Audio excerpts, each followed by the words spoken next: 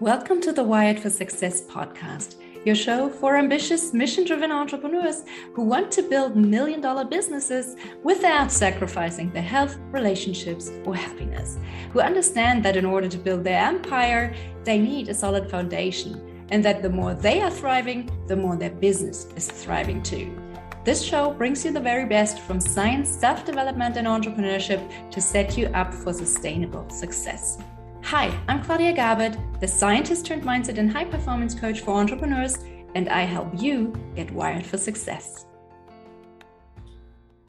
Hey everyone, and welcome back to a brand new episode of the Wired for Success podcast, where we talk about all things science, self-development, and entrepreneurship that help you get to that next level of success in your life and business. And my guest today is no other than Chou, the author of Actionable, Gamification, and the founder of the Octalysis group and Metablox. For those of you who don't know his work yet, he is one of the world's top experts on gamification and behavioral design. He has been a regular speaker on gamification and motivation worldwide, including at organizations like Harvard, Stanford, Oxford, Tesla, Google, Lego, the governments of the UK and Singapore, and many more.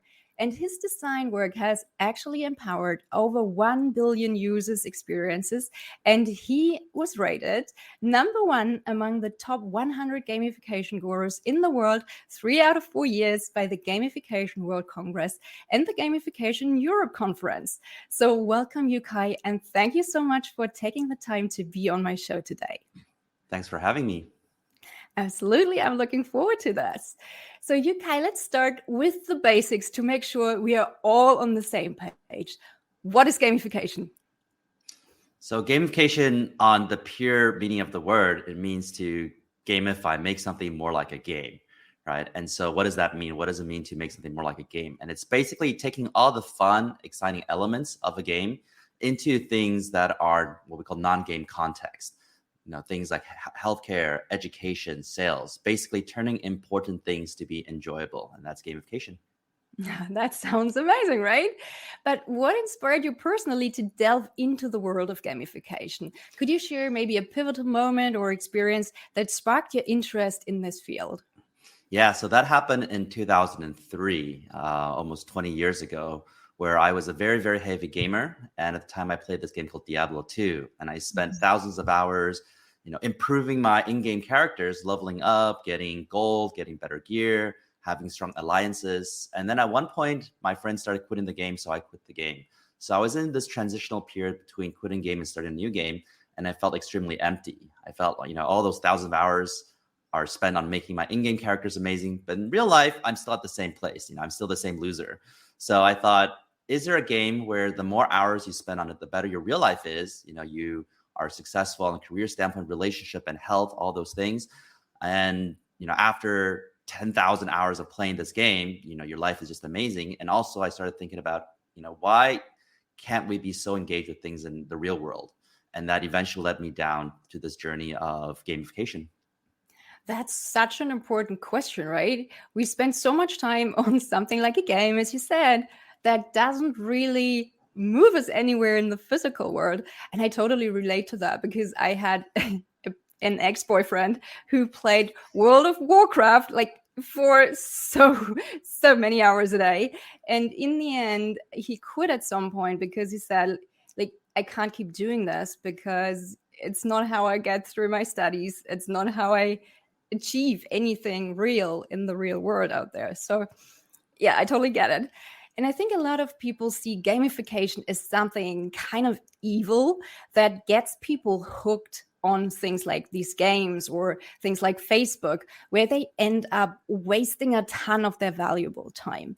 And I think, as you already kind of hinted at, it's easy to make the case that gamification can create these addictive experiences, exploit users, and foster a dependency on technology. So what would you like to say to people who see gamification that way? And can you use something like Facebook or another example as an example to really explain the gamification elements that get people hooked? Yeah, so it really breaks down to two sections. One is the context and the nature of the gamification design, and also the objective of the gamification design. So let me start with the objective because it's probably simpler. So the objective of gamification, which is what is the behavior you want to make more engaging, that determines a lot of times whether people think this is good or bad. Because the craft of gamification is literally just making something more engaging, making our brain want to do something more. Now, when you have a company just trying to get you to spend random hours on their site, clicking around and feeling, insufficient yourself or being envious of other people's lifestyles, then obviously that's very, very bad. Or you have a game or you have TV, it's something that people, if you just ask, hey, what are your objectives? What do you want to accomplish today? They wouldn't say, oh, my goal today is to spend 7 hours on a social media site. But then there are companies and individuals who want to go through gamification to make the things they already want to do more engaging. That's why I talked about exercising more, to understand how to manage your finances. We have lots of clients in insurance and healthcare, in finance and education. Learning should be fun. I think that everyone feels like that is the best way to learn, when you're enjoying it. And so when the objective is something that people actually want to do, they just couldn't motivate themselves to do it, then we see a lot of the positive lights of gamification. So for example, Duolingo, I think a lot of people like Duolingo as a tool to learn new languages. And it uses gamification, but I haven't seen that many people say, oh, look how evil that is, because ultimately it's a goal people want to accomplish themselves. Now, then we go into the nature of the gamification design. So I'm known for creating this thing called the Octalysis framework, and it breaks down all human motivation into these 8 core drives. So everything we do is based on one or more of these 8 core drives, which means that if there's none of these 8 core drives, there's zero motivation, no behavior happens. And so it's called the Octalysis because it's a combination between the word octagon and analysis. So there's the octagon, 8 core drives, and based on where that core drive is on the octagon, it has different nature of motivation, and it does different things to our psychology. So the top of the octagon, we call those core drives white hat motivation core drives. And generally, it makes us feel powerful, in control. People feel good. The problem is there's no sense of urgency, so we procrastinate a lot. And then when we look at the bottom of the octagon, that's what we call black hat motivation core drives. So there's a higher sense of urgency. Some people are more obsessed about it. They prioritize it. But in the long run, if that's the only motivation, it could make us feel like, hey, I'm not controlling my behavior. I'm not having full control, and they could burn out. And then we have what we call left brain versus right brain core drives, symbolically, not geographically, connecting to what we call extrinsic motivation, things you do for reward, purpose, or goal, versus intrinsic motivation, things you do because you enjoy doing, it increases your quality of life. So based on what type of motivation people use, it also produces the effect of, I love this environment because I feel a sense of purpose and meaning here at my workplace. I feel a sense of progression. I feel socially appreciated, and I have autonomy. I can use my creativity. Most people, when they see that, they're like, wow, that's a great workplace. Sign me up. They wouldn't be like, oh, this is so evil. But when the workplace is using other types of motivation, like, oh, it's all about competition with your coworkers, about deadlines, about, risky behavior you have to take to survive, then that's when people feel like, oh, this type of gamification design can burn people out, and they feel like that sometimes is unethical. Right. So you should align the objective with your goals. That's what I'm hearing. And balance the motivations to get you there. Is that about right? Absolutely. Know your objectives and find the right balance. It's a perfect summarization. Yes. So coming back to this point, so when designing gamified experiences, I think it's really crucial to strike that balance between engagement and manipulation. So coming back to those ethical considerations, what principles or guidelines should entrepreneurs adhere to in order to ensure their users' autonomy and well-being are respected? Yeah, so I can't dictate what other people do, but I have 2 guidelines for myself, 2 principles, and this is what I teach my students and people who learn from me. And that is 1, opt-in, and number 2, transparency. So opt-in means you opt in to be influenced, right? It doesn't mean you opt in to agree to whatever people want you to do, but you agree to listen to the pitch. So for instance, if you have a very charismatic friend who wants to convince you to go to the party, you implicitly opt in to say, all right, I don't want to go, but you can pitch me. And they say, oh, it's the best party ever. Everyone's going, right? But you listen, you said you can pitch me. And so when you walk into like a used car sales dealership, you kind of opt into salespeople trying to pitch you and sell you their car in a sense, right? So so if there's opt-in, like I agree that I have set up the context. I understand that you will try to pitch me with some of these core drives. That's number one. Number two is transparency. I know what you're trying to get me to do.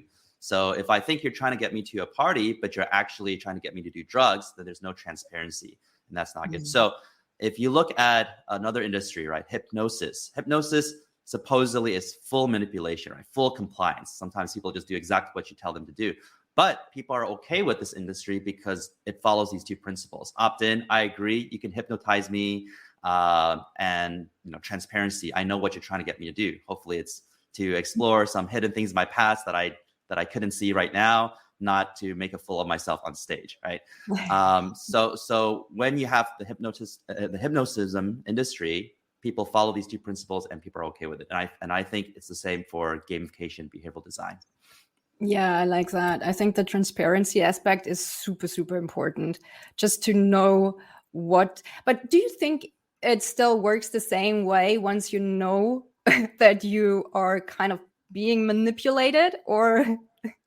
You can choose better. So just because I am aware and understand, I'm an expert at these core drives, doesn't mean that I'm not affected by it. So if I have twin daughters, Symphony and Harmony. When they come to me and they say, "Daddy, please, please, please, can I have this? Please, please, please." That doesn't, even if I know exactly what they're doing, that doesn't make me immune from the effects of it, right? And I also still get attracted to my favorite games or TV shows, but because of this extra knowledge I have, I see clearly what's going on. I have more self-awareness, self-perception. So I can say, all right, this is something, again, opt-in and transparency. I'm fine with my daughters, using all this undefensible strategy to try to get what they want. I'm fine with that. And I feel warm on my heart. But then there are people's like, hey, you're trying to get me to sign a contract I totally don't want to do. And I can or this game is using all these techniques to spend money that I don't want.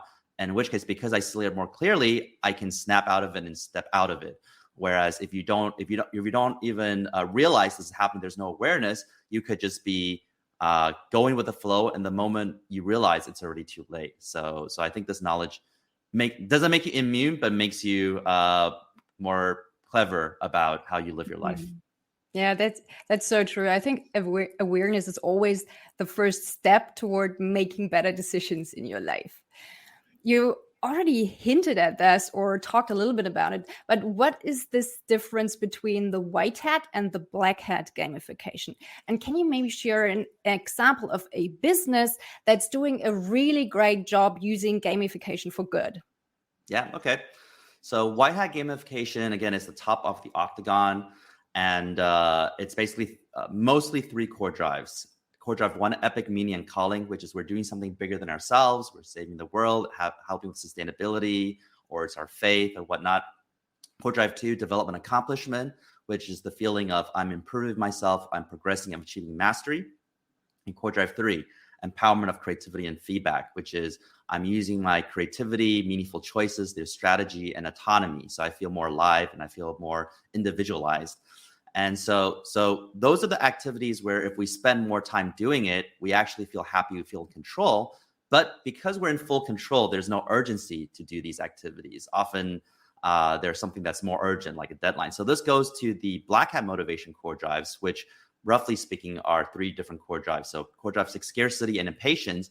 We want something because it's scarce and it's exclusive. And so even if it was abundant, we didn't care, but we suddenly realized we're not allowed to have it. And suddenly we have this desire to do it because we're not allowed.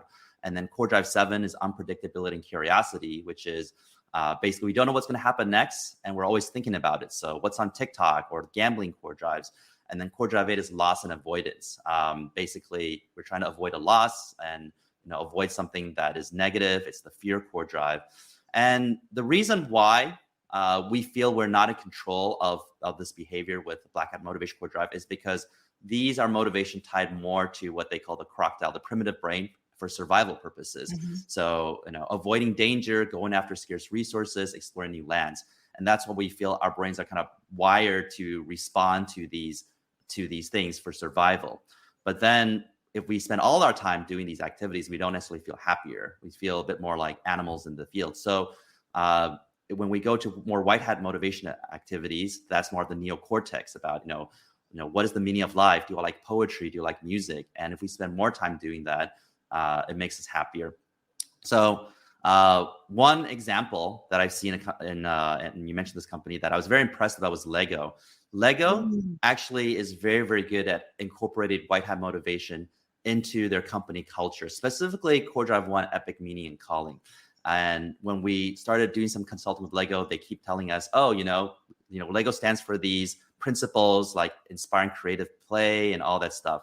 And then they'll tell us that, hey, even though these are our core principles, inspiring creative play, in the past 10, 15 years, the biggest money makers are, the Avengers set, the Star Wars set, and people just follow instructions. There's a lot less creativity. And when it's finished, it's so beautiful, they don't want to take it apart and build new things with creativity. And they said, even though, this makes a lot of money, this is not who we truly are. And can you teach us how to go back to our DNA of, again, Core Drive 3, empowerment of creative feedback. So because they're saying, we believe in this epic meaning calling more than profits, they inspire the employees. So I met a lot of people there that are just not playing the promotion game, but the let's fulfill this mission game. So I met a person who said he moved to Denmark from Boston. He thought he was going to be in Lego for 2 years because it looks great on his resume. And he's in this little town called Billund, which is a very small population, pretty boring town besides Lego being there. But then he said, I've been here for like 16 years and I still can't see myself ever leaving. This is probably my destination career. I met another person who said that he got a opportunity to get promoted to become a director with a much higher salary. And he turned it down because he said that his current position can fulfill Lego's mission statement better because it's close to the customer. So most people think that's kind of crazy. Most people are playing what we call the Core Drive 2 development accomplishment game. You do a good job, you get promoted. You can do a good job, get promoted. But because Lego has shown that they're serious about this higher meaning and purpose, employees also take sacrificial action, just like the company did when they said we're thinking about how do you maybe take less profits, but go back to our core vision and mission. So this is something that I think lots of companies should do. And like I said, no employee will join a company like that and feel like, oh, I hate this. Like, this is stupid. Like, why are you manipulating? It's like, hey, I believe in the mission and I want to be part of a great mission because that makes our lives more meaningful. So yeah, that's a white hat motivation, interesting example. That's a super interesting story. And I've heard that they are doing other great stuff as well, like asking their customers for inspiration, what set should we build next? So they still have all this, like spark creativity, not just inside the organization, but like they involve everyone in their community, which is amazing. And so that's more of what we call the right brain core drive. So that's, again, right brain intrinsic motivation, things you just enjoy doing. So they also give that Core Drive 3 empowerment of creative feedback to their target audience, right? Like, hey, why don't you come up with ideas? Yes. And so people are creative, but it also is very social. That's Core Drive 5, social influence and relatedness. So people feel like they're together, collaborate, understood, and appreciated. And that's very important because most people feel unappreciated everywhere they go, at home, at school, at work. So if they actually go to any environment that makes them feel socially appreciated, doesn't matter if it's a comic club or a game or interacting with your favorite brand, you just want to go there more often. And so I recommend, creating that positive feeling in anything you do. Yeah, that's definitely amazing. But someone like a company like Lego who does such a great job at that, do they still use some of those black hat gamification elements, or are the good ones just using the white hat stuff? Yeah, I usually want a combination because, like I said, if the white hat makes people like your company and want to do long-term things. So white hat motivation is good for things like community management, loyalty programs, employee motivation programs. For the long-term things. But then when you go to do sales, you rely on our black hat motivation because it drives urgency. So they will still have, let's say, limited edition Lego collections, right? And that's scarcity. And it's like, if you don't buy it this year, it's going to be gone. Next year, there's new ones. So people feel like, oh, I have to go buy this year, or else I don't want to miss the opportunity, right? So there obviously are still these components, but again, it goes back to, are they trying to get people to buy what they don't need, and after they buy, they feel a lot of remorse, or they feel like, hey, this is actually what I wanted to do already, and the black hat just gave me a bit of a nudge to create that urgency. Right. So it sounds to me like the white hat methods work really well for sparking creativity and creating culture and community, whereas the black hat is really about like taking that next step, like making the sale. Just Yeah.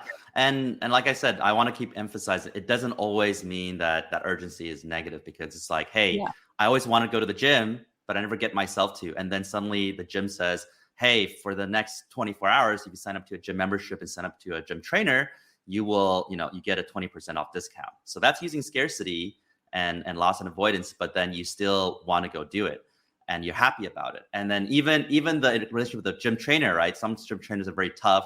They're shouting at you and calling you a loser as you're trying to do push-ups, and it doesn't feel great, right? It's a little loss and avoidance. But afterwards, you thank the person to, thank you for pushing me harder than I could ever push myself. So again, as long as it's something people already want to do, they actually really appreciate the black hat urgency to do it. Right. It's just a little nudge in the direction they already wanted to go anyway. Yeah. How did you come up with your Octalysis framework? I think the original study was literally just looking at a bunch of games and just being very curious about, okay, why did I want to quit this game or stop playing this at 10 p.m., but then I keep playing till 4 a.m. And then I start studying a lot of these game designs and what kind of behavioral effects it has. And what's interesting is, unlike some psychological studies where it's more of a professor and a class full of 100, 200 undergrad students, each game is like a petri dish of hundreds of thousands, hundreds of millions of test subjects, right? All voluntarily changing their behavior based on the game design. So sometimes you'll see, oh, they add a bit more unpredictability and everyone changed their behavior. Oh, they added a bit more scarcity and everyone changed their behavior this way. And then I was very curious to see why some games people are crazy about for 3 to 5 months. Everyone has to play it and they spend all their hours of the day playing it, and then they burn out after 6 months and they don't want to touch it. Whereas some games people can play for 10 years, 20 years, 30 years, or if you look at things like chess, hundreds of years, and people still enjoy it.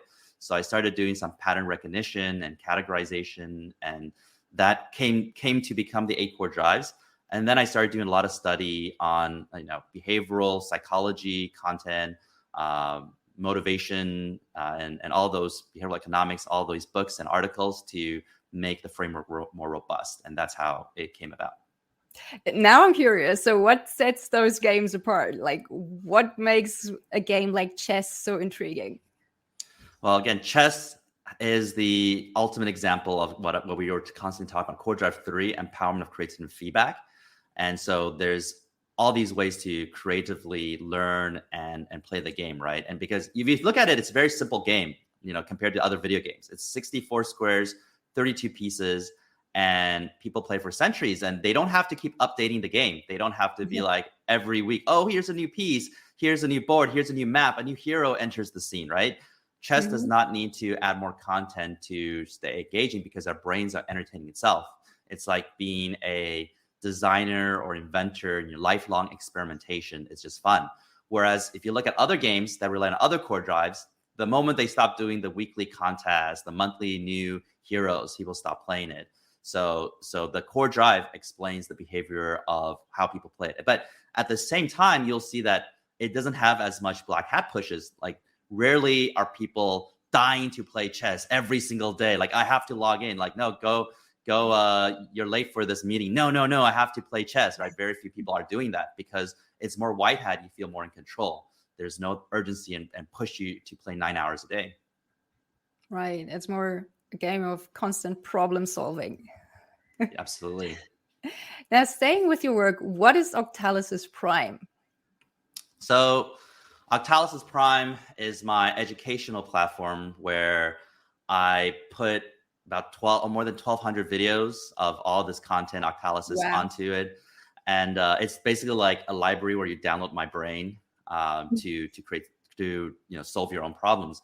And the reason why I created it is because number one, I've been doing a lot of designs for corporate clients and workshops, and those typically are like $20,000 a day or like $100,000 to $200,000 projects. And I wanted, because this work actually impacted my life so much, I wanted to make sure that it was more accessible to just people out there. I also have my book, Actionable Gamification, out there, but it actually only has about maybe 3 to 5% of the total knowledge base. And so there's some people out there who read my book 2-3 times and they're like, Yukai, what's next? What's next? And so I'm like, all right, I have to find a place to give more advanced content. So I started putting my content there, and it's gamified. So there's ways. So you're learning gamification through gamification. We have what we call a DAU over MAU of about 38%. So that means a daily active user over the monthly active user. It roughly translates to saying that if you care at all, you come in once a month to learn, there's a 38% chance you come in every single day to learn. And nice. I think Netflix, I don't know what it is now, but back in the day, they were the golden standard, 43%. But Netflix was all about addictive, cliffhangers and drama, where Octalysis Prime is just looking at my face, teach gamification. So I'm pretty happy to be even in that ballpark. And so this leads to a really funny story. One time I had we call them OP members. OP member come to me and she says, Yukai, I think the leveling system is broken in OP. I'm like, oh, really? Tell me why. She says, because I feel like I'm leveling up too quickly. And I'm not even one of the hardcore players. I'm already silver status. And I said, all right, well, tell me, when did you sign up to Octalysis Prime? And she said, about 15, 16 months ago. And I said, okay. And how often do you come on to OP? And she says, well, at least I'll make sure I come on every day, maybe twice a day to collect the Geomons, but then I might do this. I'm like, oh, wait. So you've been telling me you've been on octalysisprime.com every single day for 15 months straight. It's like, yeah, that's about it. And I said, and you think you're leveling too fast, right? And she was right. She's not one of those actual hardcore users, but that just shows how engaged she was with the learning process. And in fact, so I have a consulting company called the Octalysis Group. I'd say 70-80% of the people we hire end up coming out of Octalysis Prime, not because I purposely made it so. It's just literally it's the best things I can offer, I can teach. Like everything I teach my own design team, I just dump it on Octalysis Prime as that library. So I think it's just a way for me to share to the world all this interesting, you can see I'm very passionate about this knowledge. So all this interesting knowledge that I've accumulated over the years. Oh, that's awesome. And why did you choose to package your knowledge into a membership site rather than into, say, an app to make it even more addictive?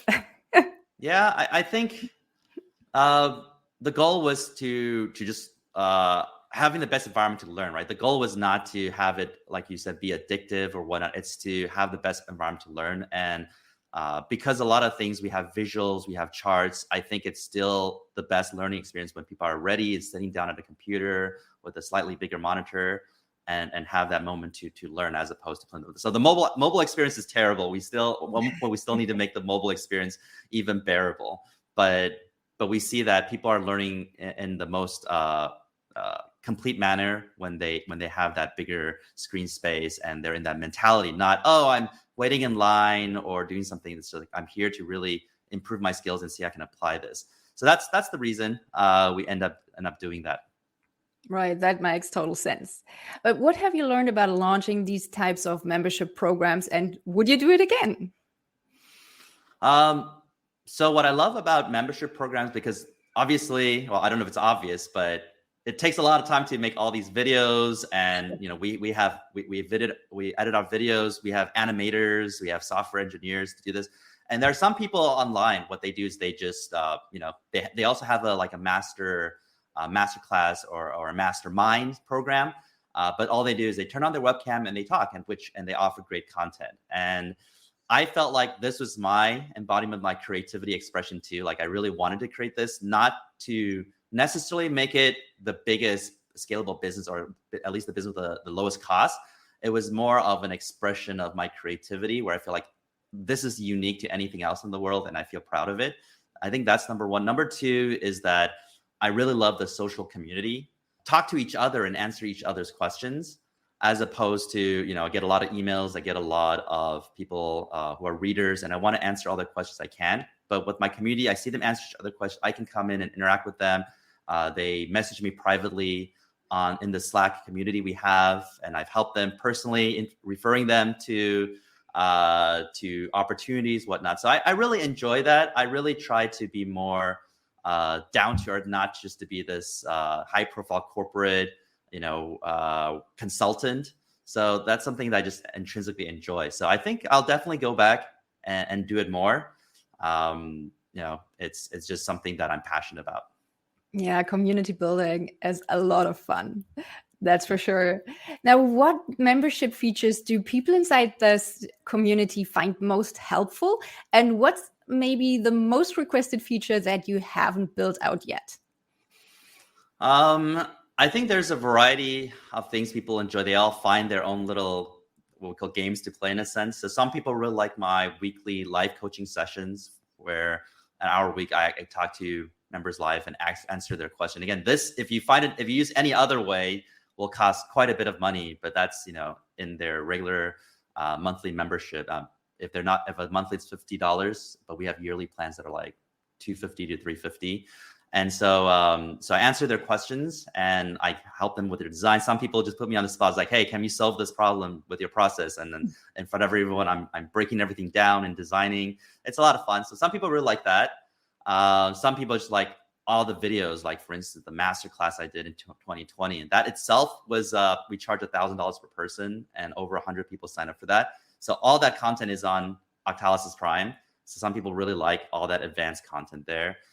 Some people like the social or is it capturing geomons with knowledge so people do a variety of different things. I think when it comes to requests, I think people are looking for like basic things that we still need to improve very, very well on, for just like how fast things load, for instance, because we are, especially for older computers, again, this is something that I just thought would be really fun. So we have these animations there. We have a lot of special effects and all that things that's not trivial. Like I have plenty of clients which are Fortune 500s and they couldn't build these things. We recommend it and they said, no, that's too much scope. We can't do it. So we have it there. It's cool. But if some people with slightly older computers, sometimes the loading time is relatively slow. So that's something we're just constantly trying to improve. We're trying to improve onboarding. We're trying to improve. I guess another thing is, the Octalysis Prime right now is almost designed as a self-exploration experience. So people who are, what we call a explorer player type, they go around, they find things, and they really love it.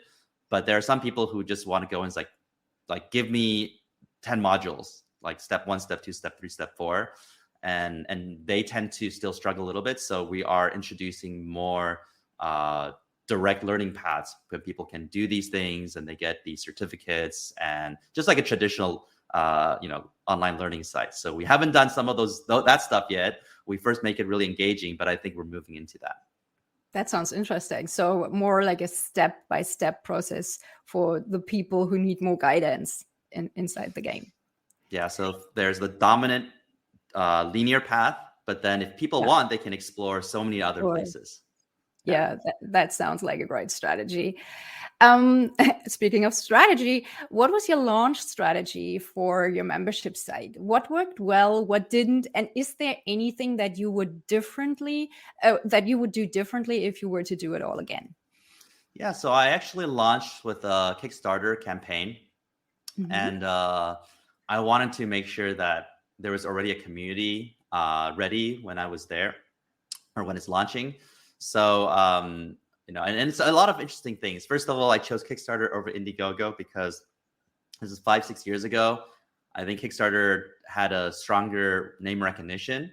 And I realized that when you send an email to all your friends and you say, hey, join my program or fund my thing, it sounds like spam. If it's Indiegogo, if they don't recognize it, sounds like spam. But if it's like, hey, come support my Kickstarter, then apparently some people feel like it's really cool and it's more inspiring. So that's an interesting line of thought I had to choosing Kickstarter. I only set a 9-day Kickstarter, and a lot of people like to do 30 days. And there are two reasons. One is because I was already busy enough doing everything. I had my other companies to run, got to find some balance. So I didn't want to be promoting and pushing a Kickstarter campaign for 30 days straight. And also I looked at the data and it seemed like most Kickstarter campaigns, it was day one with a lot of people pledging and the last day when it's about to be over. And then in the middle, there's just a very low slumpy period. So I just felt, hey, why not just move them together and so just not have that many days of that slumpy period. I think that's partially also into that personal branding side that I think about a lot at the time. Also, it's like I don't want people to look at it and they come back 10 days later. It's like, oh, it's still low. Then finally, it's that urgency, because most people, if they see there's like 20 more days, they're like, oh, I'll come back, later on. There's no urgency. But when it's like 9 days away or 6 days away, a lot of people don't have the confidence they'll remember to come back because time goes by really quickly. And so all that stuff. And I remember I was very nervous when I was creating this. Like I remember I launched it at a 2 a.m., 3 a.m. in the morning. And then within a few minutes, someone bought the lifetime membership at $500, and I'm like, oh, good. Then I can go to bed. So I went to sleep. I woke up and it reached our goal. Our goal wasn't super aggressive. It was like $15,000, but I went to sleep and I woke up and we met that 15,000 goal. And eventually over the 9 days, we reached, I think, 55,000, 56,000. So that started off saying, okay, it's nice to have that seed money. But we also have a community ready to support this and be part of it, because I didn't want to start creating all this content just for like 2 members and then 4 members. Exactly. It wouldn't feel as exciting. So I wanted, hundreds of members there waiting for the content. And then creating the Gamify platform took a long time. Also, there was some drama with developers in different countries, whatnot. But we had all this content that I'm making. So we first started with MVPs, like just a WordPress site, where we started offering the content that people can watch. And then eventually, when the platform was ready, then we moved everything to the platform. So, a lot of people see like, oh, look at what it is right now. But there's all these ups and downs and ways to think about how to start in a manageable way and grow over time. Yeah, totally. I think just getting started is always the hardest part. Something that I see so many entrepreneurs struggle with right now is just the marketing. So it seems to get increasingly harder for a brand to stand out and engage their customers, especially if they maybe haven't built that huge community first. So they're just starting out. Can you share your best tips for marketing gamification for those people? So before quote unquote marketing gamification, I think it's good to start out with some foundational stuff that I think everyone should do. I think every entrepreneur should work on building a personal brand. And a personal brand is basically sharing your knowledge online, whether it's blog, YouTube, TikTok, whatnot, just sharing it. And some people say, well, I'm not an expert at this. Don't worry. Just say, hey, I'm learning this thing, so I would like to share what I'm learning, right? And over 2-3 years, people will eventually be like, I've been following what you've been learning for 2-3 years. Now you're pretty much an expert, depending on what field you're in. So I recommend doing that, because when you have a good personal brand, everything is more effective and efficient. I remember I was running a loyalty program startup in 2011, and raised a little over $1 million for that. And we wanted to be at this very important trade show in Las Vegas. And remember, we paid like $8,000-$9,000 to have a table in the corner of the booth space, and no one really cared because about all these vendors just desperate to pay money to get attention. I remember that. And then 2 years later, I started having this personal brand. And then the organization, the event, invited me to be a keynote speaker at the event. And I said, oh, my keynote fees are, $20,000, $30,000. And they said, oh, it's very difficult for us. But however, what we can do is we'll do a hybrid. We'll also give you a platinum sponsorship. You'll have a table right next to the main hall where people enter, and you can sell and sign books. And you'll also we'll also send send anything you want to our whole email guest list. Our whole email list of attendees, right? So I had to pay $9,000 just to be a loner at the corner, whereas the other one, they're paying me and give me all this VIP treatment. Of course, on stage, whatever I say, people believe, right? I'm not a vendor just trying to sell you stuff. So it's just night and day, the effectiveness value when you have a brand versus you don't have a brand. So with that said, when you build your brand, you can apply a lot of gamification aspects. So that's a bit more unique in terms of you want some core drive 7, unpredictability and curiosity. You want to have this unique thing, have people constantly guess what's going to happen next. I remember, so I made this YouTube series called Beginner's Guide to Gamification. And basically, because I end up traveling a lot to do talks and whatnot, I started making video series where it's like for the first two sentences, I'm on the beach in Hawaii, and the next two sentences I'm in the snow in Norway, and the next two sentences I saw that. yeah. So I end up having a full lecture, but it's based on all these different places. So a lot of people are like, oh, where's he gonna appear next? And so they keep watching that video. So I saw in the comments some people's like, hey, I never finish a video that's more than like 7 minutes, but I end up finishing yours. How do you do that? Right. And so I think that helped a lot.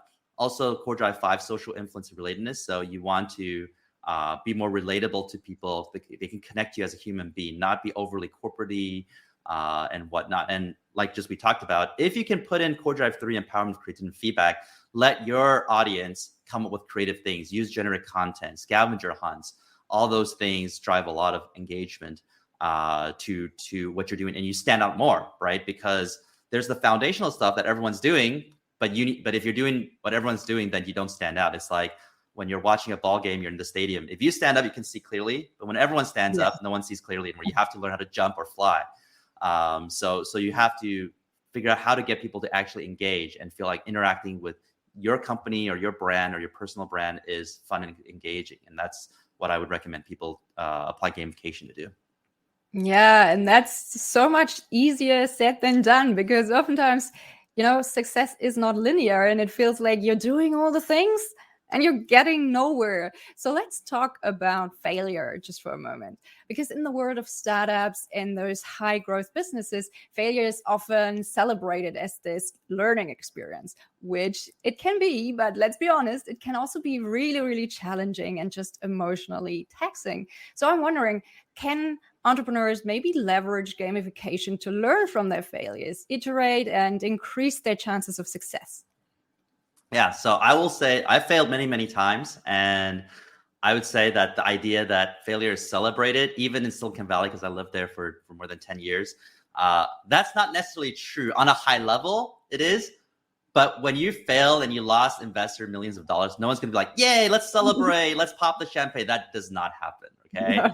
Everyone's depressed. Everyone's sad. You're demoralized. And investors are like, oh, we made the wrong choice, There's some investors that are nicer. They're like, oh, are you okay? They care about you emotionally more than their own money.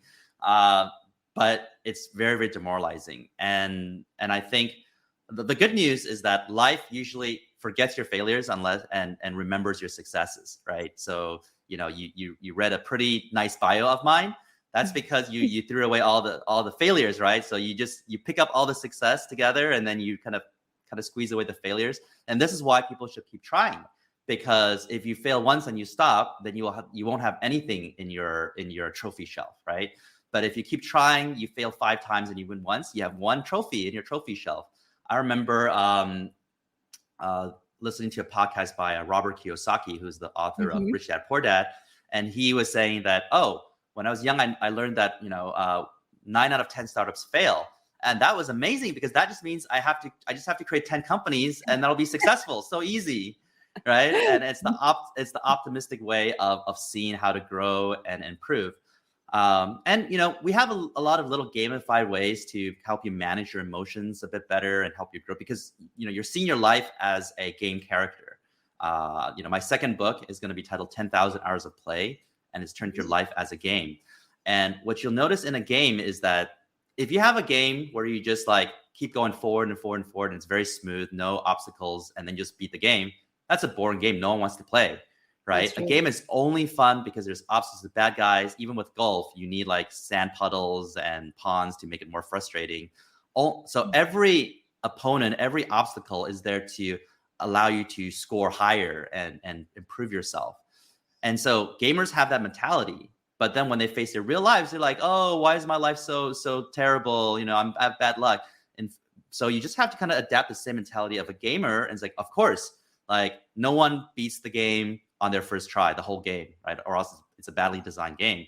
You try and you die on stage 1, then you try 3 more times and you get to stage 2, and you die on stage 2 and you try more times. You keep learning and growing.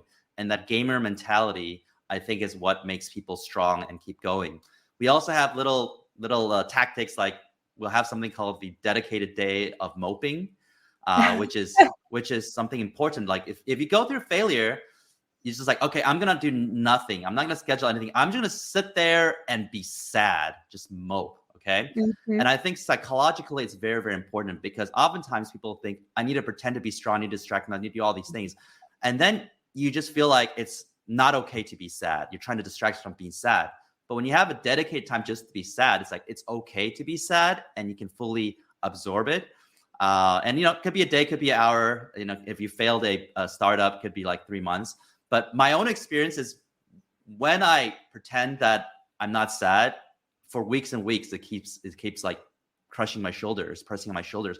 But when I have like a day of dedicated moping, 3 hours later, I get really bored. I'm like, I want to stop. I want to stop moping. I want to go do other things now. I want to just move on with my life. And that means you completely digest it. You push it out of your system. So we have these little gamified tricks and tips to kind of make sure you have the right attitude to tackle the very difficult game called running a business. Yeah, that's a great strategy because we really need to set aside some time and space to process all those challenging emotions that come up. And as you said, there's no point in masking those emotions with this toxic positivity that just pretends to be like everything is all right when it's not. So you need to deal with those emotions. And then, as you said, you move through them a lot quicker than you would if you just pretend they're not there. Now, with everything that you have achieved so far, what's next for you? Can you maybe share your own goals and illustrate how you apply your own framework in your own life? How do you hack your motivation and gamify your life? Yeah, so 10,000 hours of play in my next book has a 6-step process, 10K HP journey. Step 1 is to know the game you're playing. Step 2 is to identify attributes. Step 3 is to figure out your role in the game you're playing. I'm going through quickly because I'm going back to the objective, like what is my life goal? But I'm just trying to cover the ground. Step 4 is to understand the skills you need to learn to be a very strong role in the game. Step 5 is to find allies, build your alliances, who are people who are playing the same game, both complementary skill sets. And then step 6 is take on quests that help you improve those skill sets and grow chemistry with your allies and eventually get to beating the game. So when it comes to step 1, that's figuring out your game of life. Like, what are you trying to play and what makes life meaningful? And I remember when I was in college, and this is many years ago, this instance, probably 2006, I had 3 kind of objectives in my life. I wanted to, number 1, create a company that starts a whole new industry. So just like before the car was invented, there's no auto industry before and no parts and repair. Before the computer was invented, there was no computer industry, no mouse and accessories, internet.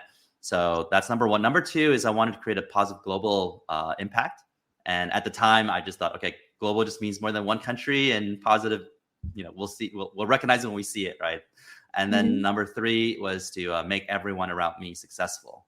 So over the years, there was a time where that was my game. So every day, I think if that day helped me advance towards those 3 goals, and luckily there's a lot of overlap in that. Then, a lot of ups and downs, some failures. Sometimes there's been years I didn't think about it that much, but I think over time I did accomplish these goals in many different degrees. Like, some people see me as the pioneer of the gamification industry. So not the founder, creator of the industry, but one of the earliest. I definitely made a positive impact in many, many different countries. And I can't say I helped every friend become successful, everyone around me, but that's more of a asymptote. You never get to completing it, just keeps going. And I think now where I'm at is that I feel like I have discovered something really, really useful, the Octalysis framework, gamification design. It changed my life. I've seen it change the lives of many, many people. So my big thing is still just impact, trying to make a difference. So one really exciting thing that I'm dealing with is end of June, I think I most likely be traveling to Ukraine. And there's a good chance I'll be meeting President Zelensky and a lot of the ministers, because that we're exploring how do we rebuild Ukraine after the war. And so I think that's something that just excites me a lot, applying my skills to really help people make a difference in the world.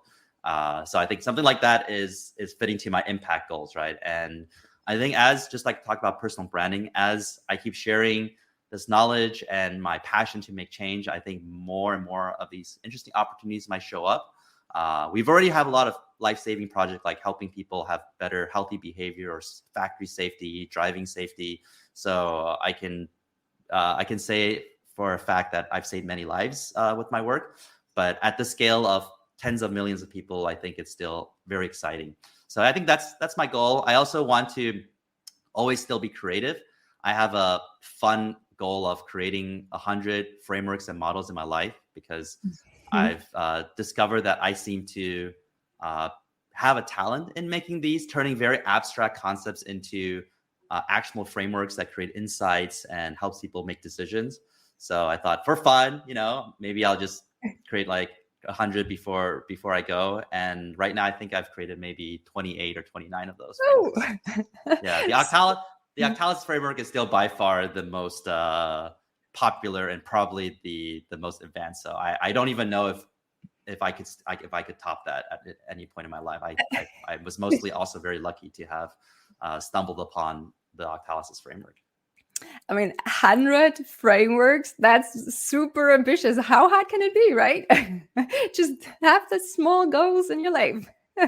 Yeah, I mean, it depends on also what the framework does. Some could be manage money, or if you just want a lot, it's like, okay, here's a framework to effectively, I don't know, pick your nose or something, right? It can be very silly, but I'm trying to stick to all the things that I see a problem in this world and then people aren't dealing with it effectively. So I come up with a system or framework or model to streamline that and add value there.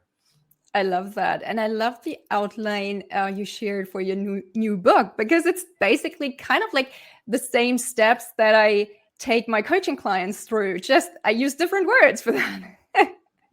Yeah. It's a really cool framework. Yeah, I mean, the things that get your life to a better place. I mean, everyone starts at a different place, but the actions to get to a better place than you are right now, it's very similar to many, just like how the brain is motivated in a similar way, no matter where you're from. So we just use different languages and different lenses to look at it. I like to look from a gaming lens because that's my background. And I know lots of gamers are really improving the game characters' lives a lot. They can plan the careers, like level 5, I'll learn this, level 30, I'll learn this. At level 60, I'll be the strongest player with all these synergizing skills. But I asked the same person in real life, so what are your plans 5 years from now? Like, oh, I don't know. It's too big. I'm like, they're not capable of doing this thing, but they are. They're just too scared to apply it. Yeah, maybe we should work together and create something like a huge coaching framework. That would be fun. That would be a lot of fun and amazing. So last but not least, where can our listeners find you online if they would like to learn more about you or connect with you?